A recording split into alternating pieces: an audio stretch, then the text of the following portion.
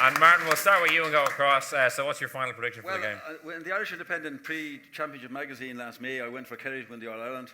The reason being at the time that I'd looked at all the other previews and everybody else had said Dublin, so I wanted to have one looking a bit different.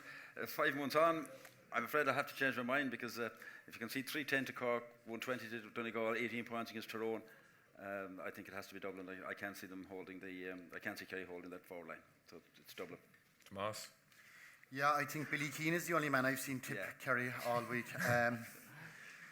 The races are there. I don't know, are they gone or are they coming or whatever this goal is. No, look, I think if you look at it just from a conceding and a scoring, the Dubs have scored 10 goals more than Kerry have scored in this championship alone. I think, but it's the defensive side. It's the defensive side that I worry about, because I think Kerry have to guarantee most possession, and because of Cluxton, I don't think they'll have most possession, and I also think that they'll go after Shane Ryan. And it will come down to the most possession, and it will come down to the most opportunities. And the Dubs, I think, if they have enough of it, I think they'll beat Kerry. But I do think that Kerry will push them. I don't think this will be a walkover. I do think that Kerry will push them. And you know what? If it does come, if Kerry are there with 3 or 4 minutes, geez, anything could happen, because I do think they have the forwards to hurt them. But I don't think they'll be there with 3 or 4 minutes to go, to be honest. So I'd say Dubs by 4 or 5. Body blow to the Kerry people in the crowd, if it's right. Alan? I think first thing to say is that it is the dream final, both for Dublin and Kerry, going for the 5 in a row and a chance for Kerry to write themselves into the history books.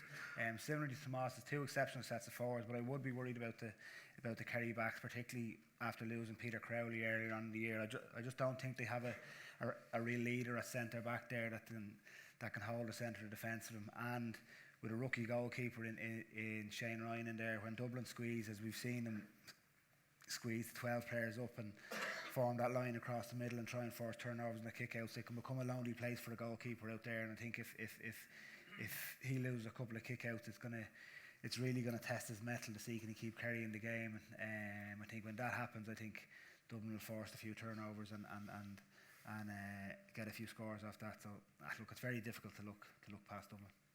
Joe? Well, I mean, Tomas says that if Kerry are there with 3 or 4 minutes to go, I disagree with that, because